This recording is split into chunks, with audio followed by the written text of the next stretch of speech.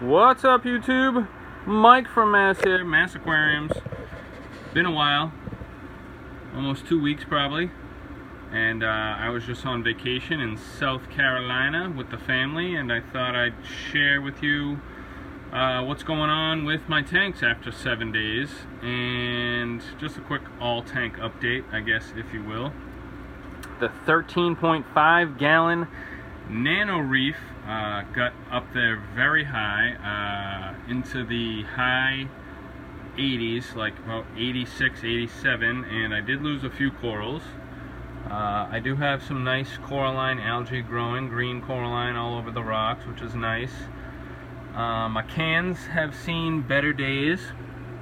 Mushrooms are thriving, Kenya tree, zoas are doing okay. This Duncan bit it, I had a candy cane bite it. The temp just got up there way too high. All the fish made it. Look at this cool, I love these gobies, these little neon gobies. Really, really cool fish. Just hang out all over the place. Shrimp are there. Everybody's going to town, but this tank is pretty stale still. I haven't bought any new corals for it in a while. I just did a big water change on the 40. See if I can get a decent view where the blues aren't killing you. Here we go. I just did a big water change on this tank. I just did water changes on all my tanks between yesterday and tonight, so they're all water changed. This one I did have part of the head of this torch go away, and this guy's just not really all that extended. Other than that, nothing really much happening with this tank. It's doing great. Survived 7 days, no problem. Fish are all good in the hood. Corals that are alive are plump and looking great. Once again, same deal with this torch. If you remember, I had that pink torch here for over a year, and then it just decided to die, and it died. I put this beautiful torch here, 2 heads, long, gorgeous, and then after about a year, it's just now dying again.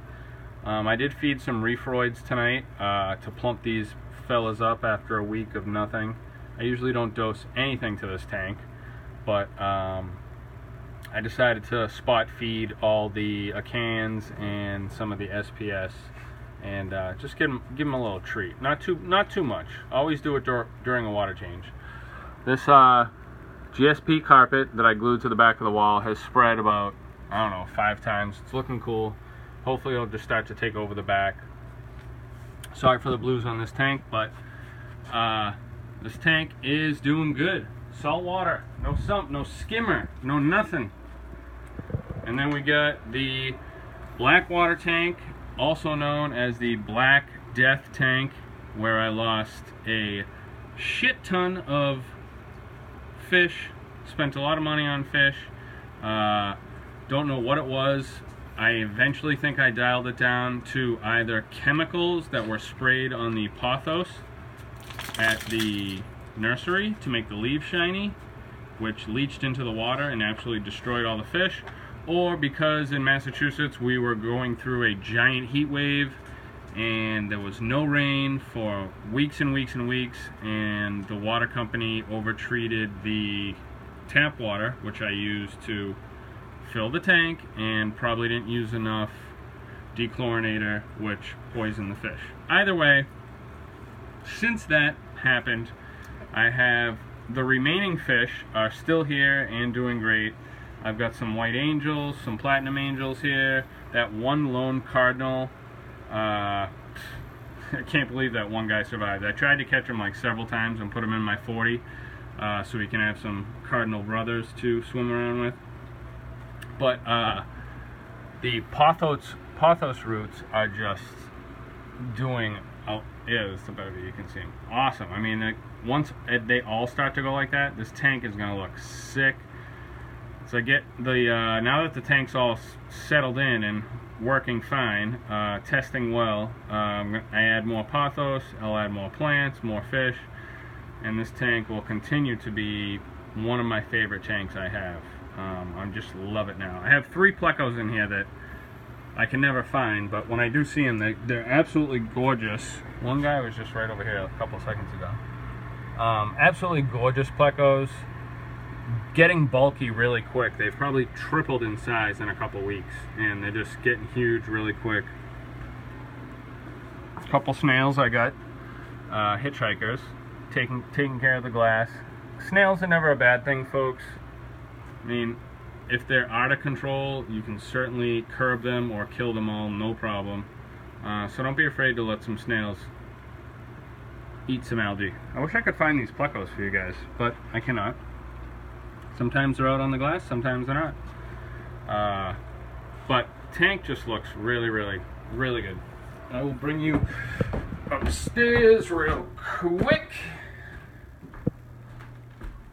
There we go, upstairs. What's on TV? Oh, you have not been watching for a while, so they shut the TV off on me. 40, still spectacular greenery. I literally have to pull plants out of here weekly in order to keep the jungle under control. Look at this, just this runner ladder of dwarf sage all the way up to the top.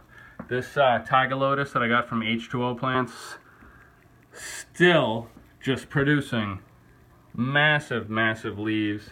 It's got itself twirled right around one of these plants, and it's just, that's where it is. That's where it's gonna stay. I love it though. Can't wait for the rhizome ball to get big enough where I can just bury it over here and get some nice luscious red. Cardinals are out. Rarely do I ever see them out when I'm here. Rummy nose is schooling. This tank's on autopilot, folks. I rarely water change this, although I did just do it.